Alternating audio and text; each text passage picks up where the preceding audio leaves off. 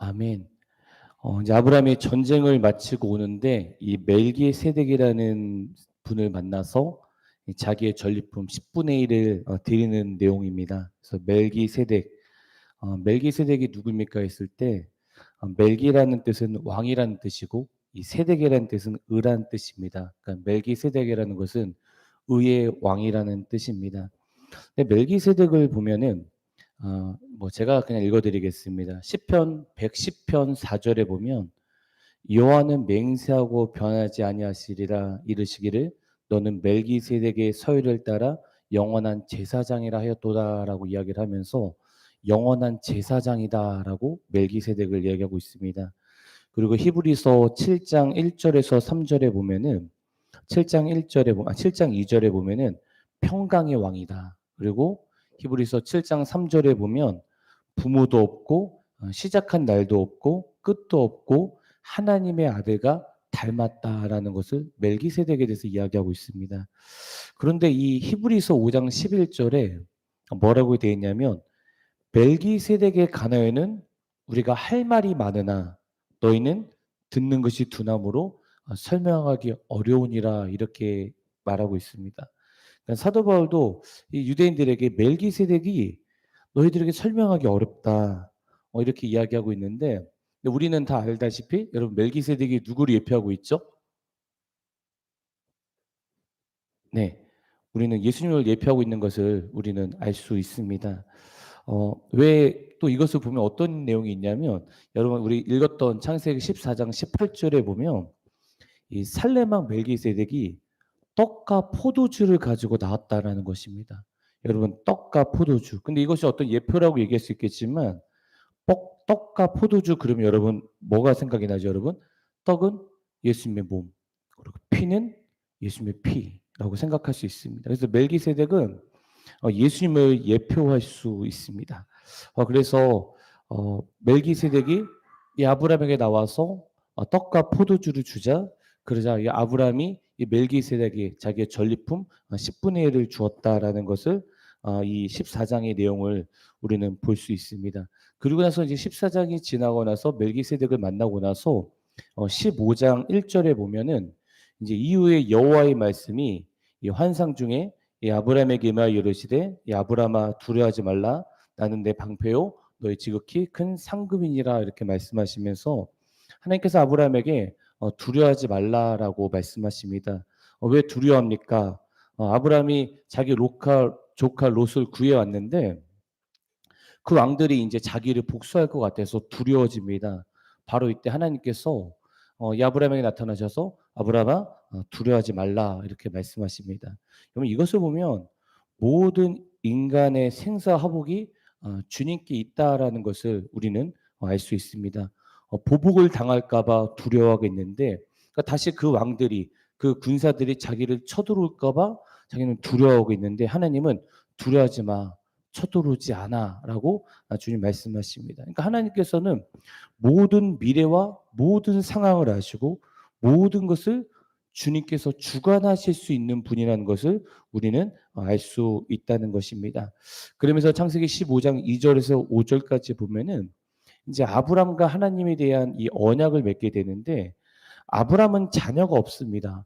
우리나라에도 예전에도 아무리 잘 살고 잘 살지라도 지금은 시대는 아니겠지만 우리 예전 시대 같은 경우는 이렇다고 합니다. 자녀가 없으면 수치였다고 합니다. 그런데 하물며 4천년 전입니다. 4천년 전에 그 중동에 자녀가 없다는 것은 엄청난 수치입니다. 아브라함은 돈이 있어요. 명예가 있어요. 권력이 있습니다. 모든 것을 다 가지고 있습니다. 그런데 아브라함은 자녀가 없습니다. 그래서 아브라함이 자기의 종 엘리에셀에게 자기의 모든 것을 상속해 준다고 합니다. 그러자 하나님께서는 엘리에셀에게 상속을 줄 필요가 없다. 내가 너 자손을 너에게 자녀를 낳게 주실 거다 이렇게 말씀하십니다. 그러니까 이 아브라함이 나이가 여러분 벌써 지금 100세가 거의 가까워지고 있는 이 아브라함이 15장 8절에 보면 그가 이르되 주 여호와여 내가 이 땅을 소유를 받을 것을 무엇으로 알리까 얘기를 하고 있는데 아브라함이 어떻게 내가 자손을 낳을 수 있겠습니까?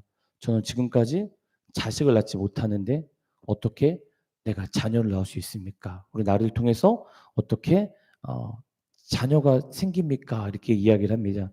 그러자 하나님께서 아브라함하고 약속을 하시는 내용이 15장 내용입니다. 여러분 15장 우리 9절 같이 한번 보도록 하겠습니다.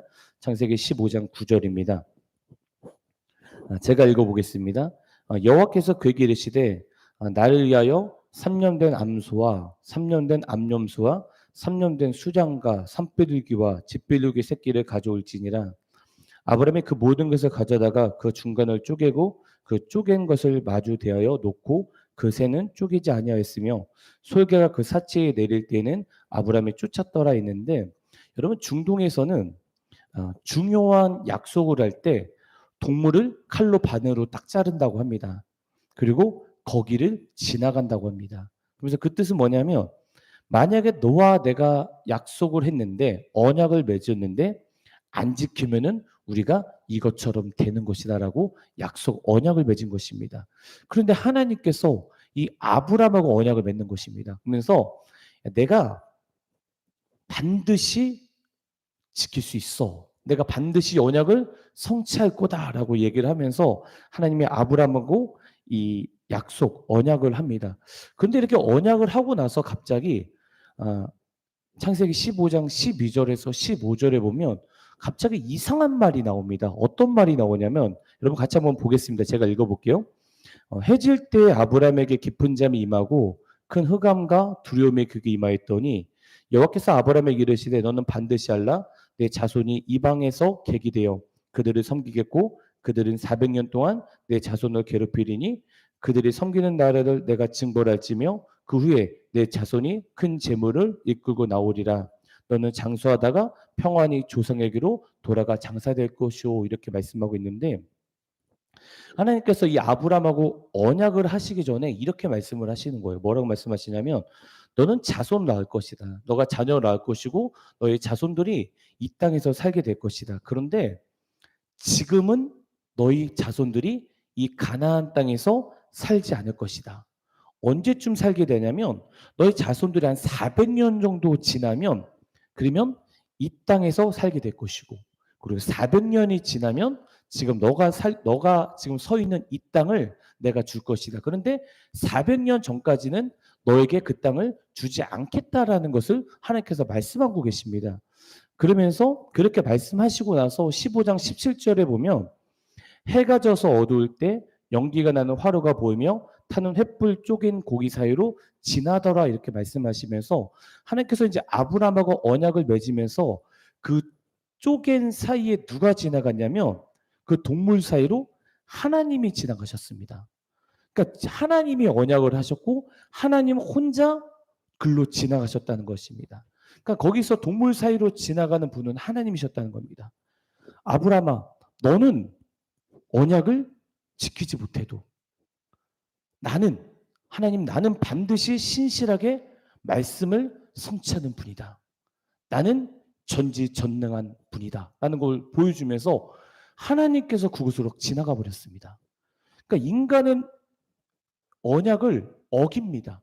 인간은 약속을 어기고 인간은 연약하지만 하나님께서 약속하신 것은 반드시 성취된다. 반드시 이루어진다라는 것을 하나님께서 직접 말씀을 하고 계십니다. 여러분 그러고 나서 창세기 15장 18절에서 21절에 보면 아까 얘기했던 것처럼 400년이 지나면 너희 후손들에게 가나안 땅을 준다고 이야기하는 것입니다. 근데 여러분 도대체 왜 400년이라는 거예요? 400년. 그러니까 하나님께서 이 이스라엘 백성들에게 그 자손들에게 곧바로 이 땅을 주면 된단 말이에요. 근데 왜 400년이 찼냐는 거예요. 400년. 400년이 찬 이유는 뭐냐면 창세기 15장 16절에 보면은 4대입니다. 4대. 15장 16절에 보면 내 자손은 4대 만에 이 땅으로 돌아오리니 이는 아모리 족속 제약이 아직 가득 차지 아니함이라 하시더라 이렇게 말씀이 있는데, 여러분 이게 무슨 뜻이냐면 지금 이 가나안 땅에는 아모리 사람들이 살고 있습니다. 다른 족속들이 살고 있습니다. 그런데 하나님께서 아모리 사람들을 딱 보니까 엄청나게 죄를 짓고 있는 거예요. 계속 죄를 짓고 있는 거예요. 그러니까 하나님의 기준으로 딱 보니까 이렇게 계속 죄를 지면 한 4대 정도가 지나면 제약이 차겠구나. 그러면 계속 지나면 한 400년, 한 4대 정도 지나면 제가 하늘에서 미쳐서 이제 심판을 하신다는 것입니다. 여러분, 그래서 바로 아모리 족속들의 제약이 하늘에 가득 차게 되는 그날이 4대였다는 거예요. 근데 말씀대로 이 애굽에서 430년의 종사를 하고 와가지고 가나안 땅을 정복하거든요. 하나님의 예측대로 제가 찼을 때 그 아모리 족속들이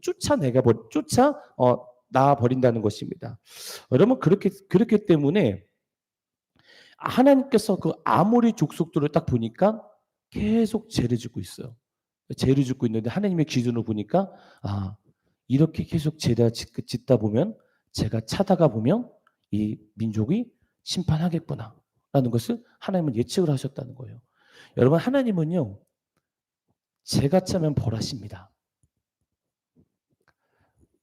죄가 차면 벌하세요. 우리의 기준은 몰라요. 그래서 여러분, 요한계시록을 보면은 온 세상이 어두워질 거예요. 온 세상에 죄가 가득 찰 거예요. 그때 하나님이 재앙을 내리시는 거예요. 지금 가나안 땅에 사람들이 살면서 죄를 짓고 있으니까 400년 정도 되면 가나안 땅에 살고 있는 이 아모리 사람들에게 죄가 하늘까지 미친다는 것입니다. 여러분, 죄가 미쳤을 때 하나님의 심판을 하는 것이 뭐였냐면 그 심판의 도구가 이스라엘이었던 것입니다. 이스라엘. 근데 재밌는 건 뭐냐면 이스라엘 사람들이 통해서 아모리 자손들이 물려쳤는데, 그리고 나서 이스라엘 사람들이 400년 후에 그 땅을 차지합니다. 근데 나중에 보면 이스라엘 사람들도 여러분 죄를 짓게 됩니다. 죄를 짓게 되니까 아수르, 바벨론이라는 나라로 도구를 삼아서 이스라엘 백성을 심판하시고, 또 바벨론이라는 사람이 또 죄를 집니다. 그러니까 죄가 차니까 메대 바사라는 나라를 통해서 또 치시고, 이걸 보면서 하나님은 죄가 가득 차면 심판하신다라는 것을 우리는 볼 수 있습니다. 그런데 죄가 차고 있는 것을 우리는 볼 수 없지만 하나님은 아신다는 것입니다. 저는 이것을 개인적으로도 적용하고 싶습니다. 인간의 개인적으로도 하나님께서는 다 보고 계실 거예요. 우리의 기준은 모르지만. 그래서 민수기 14장 11절에서 19절에 보면 하나님은 이스라엘 백성들에게 전염병을 그들을 치고 다시 나라를 만들겠다고 하나님이 너무 서운해하셨어요. 그런데 그때 하나님이 그 제약 때문에 이스라엘 백성들을 심판하려고 했을 때 바로 그때 모세가 하나님을 향해서 백성들을 향해서 기도합니다. 중보 기도를 합니다. 그런데 갑자기 모세가 중보 기도를 하니까 민수기 14장 20절에 보면 여호와께서 이르시되 내가 내 말대로 사하노라. 중보 기도 때문에 하나님이 살려주셨습니다. 하나님은 그 자를 멸망시키려고 하는데 기도 때문에 하나님이 그를 살리셨다는 것입니다. 아모스를 보면요, 여로보암 2세 때죠. 북이스라엘 7장 1절에 보면, 제가 읽어볼게요. 주 여호와께서 내게 보이신 것이 이러하니라. 왕이 풀을 벤 후 풀이 다시 옴듣기 시작할 때 주께서 메뚜기를 치시매. 이제 하나님께서 메뚜기 재앙을 내리시려고 합니다. 그 북이스라엘에. 그때 7장 2절에 보면 메뚜기의 땅에 풀을 다 먹은지라 내가 이르되, 아모스가 이르되 주 여호와여 청하건대 사하소서. 야곱이 미약하오니 어떻게 서리이까. 아모스가 하나님께 중보기도해요. 하나님, 우리 백성 미약합니다. 용서해 주세요. 얘기합니다. 그러자 아모스 7장 3절에 이렇게 되어 있어요. 여호와께서 이에 대하여 뜻을 돌이키셨으므로 이것이 이루어지지 아니하리라. 여호와께서 말씀하셨느니라.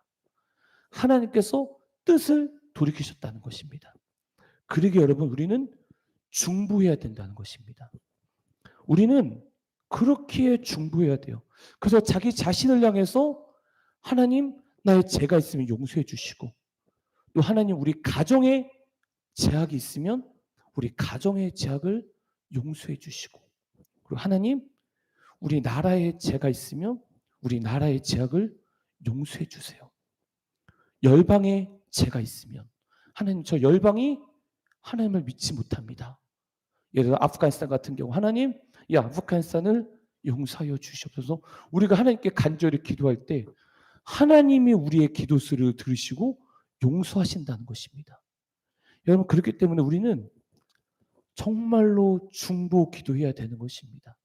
기도는 힘이 있다는 것입니다. 그리고 창세기 15장 18절에 보면 그날에 여호와께서 아브람과 더불어 언약을 세워 이르시되 내가 이 땅을 애굽 강에서부터 그 큰 강 유브라데까지 내 자손에게 주노니 하면서 이제 하나님께서 아브람하고 약속을 맺으셨는데 이 약속이 언제 이루어지냐면 아브람하고 약속을 하셨는데 이 약속, 이 언약의 성취는 아브람의 자손 다윗 때 이루어졌습니다. 하나님께서는 말씀하시면 반드시 이루어진다는 것입니다. 여러분, 그렇기 때문에 우리는 주님을 붙잡아야 되는 것입니다. 여러분, 사람의 소리가 아니에요. 정말 말씀대로 이루어져요. 말씀대로. 하나님은 말씀하시고 그 말씀을 성취하시는 분이세요. 하나님은 예언하시고 그 예언을 성취하시는 분이세요.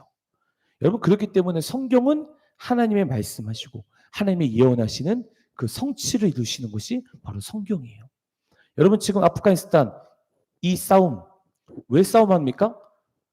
4,000년 전에 이삭과 이스마엘의 싸움이 지금 다시 시작된 거 아닙니까?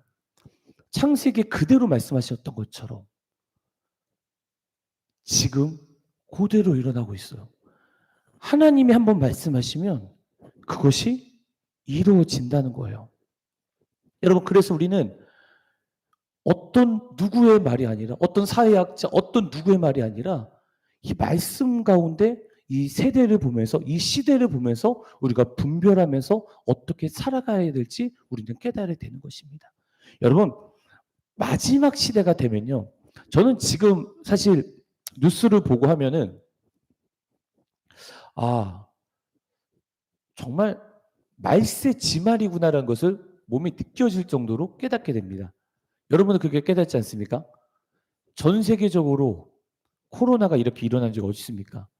그런데 4일 전에 뉴스를 보는데 와, 이거 무슨 하나님 말씀하신 대로 그대로 이루어지고 있구나라는 것을 깨닫게 됩니다. 그런데 여러분, 마지막 시대가 될수록 여러분 예수 믿기 어렵습니다.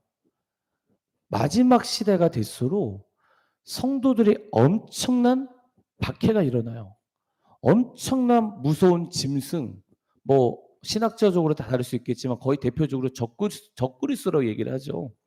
짐승이 등장을 하는데 이 짐승이 성도의 권세를 다 깨트려 버려요. 요한계시록 13장 7절에 그 권세를 받아 성도들과 싸워 이기게 되고 성도들의 권세를 다 깨트려 버려요. 다니엘서에 봐도 다니엘서 12장 7절에 봐도 성도의 권세가 다 깨지기까지니 그렇게 되면 이 모든 일이 다 끝나니라 하더라면서 성도들의 권세가 다 깨져버려요. 엄청난 박해가 왔다는 거예요. 엄청난 어려움과 엄청난 성도의 권세가 꺾이는 시대가 온다. 이것이 마지막 때의 현상이에요. 근데 앞으로 예수 믿게 저는 분명히 힘들어질 것 같은 생각이 분명히 들어요. 앞으로 이 시대 어려워질 거예요. 여러분, 낙관적으로 얘기하신 분도 많겠지만 그냥 성경에는 그렇게 돼 있거든요.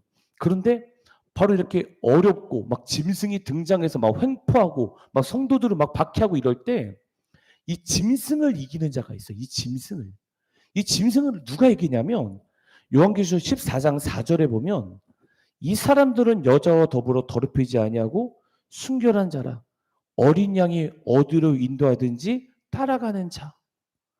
어린 양이 어디로 인도하든지 따라가는 자가 바로 이긴다고 얘기합니다. 역설이죠. 엄청난 짐승이 등장을 해서 세상을 막 예수 믿는 자 박해하고 있는데 그 짐승 앞에 어떤 초라한 양의 음성을 듣는다는 거예요. 그런데 그 초라한 어린 양의 음성을 듣는 자가 이긴다는 것입니다. 여러분, 세상 강합니다. 어떻게 보면 어린 양 힘이 하나도 없어요. 세상이 너무도 강해서 예수 믿기 어렵고 예수님이 어린 양처럼 초라해 보일 수 있어요. 우리의 기도하는 것이 초라해 보일 수 있어요. 그런데 성경은 이렇게 이야기하고 있는 거예요.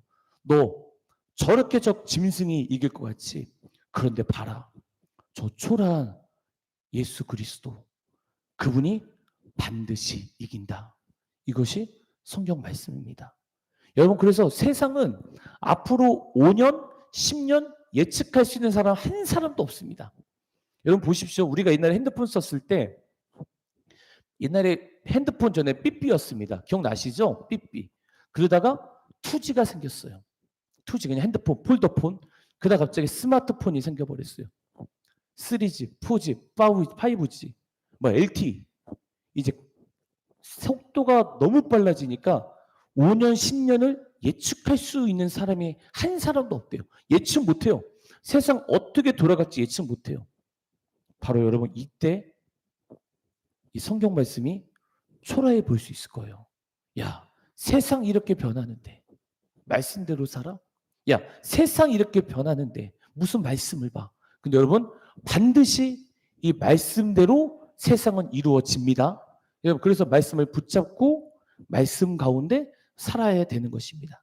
여러분 그렇기 때문에 이 성경 말씀 우리가 끝까지 붙잡고 세상에 뭐라고 해도 예수님을 따라가야 되는 것입니다. 여러분 성경이 진리입니다. 앞으로는 미혹된 표적과 기적에서 일어날 수 있다고 얘기합니다. 많은 자들, 많은 기름 부음들, 저도 뭐 기름 부음도 인정하겠지만 우리가 분별해야 되지 않겠습니까?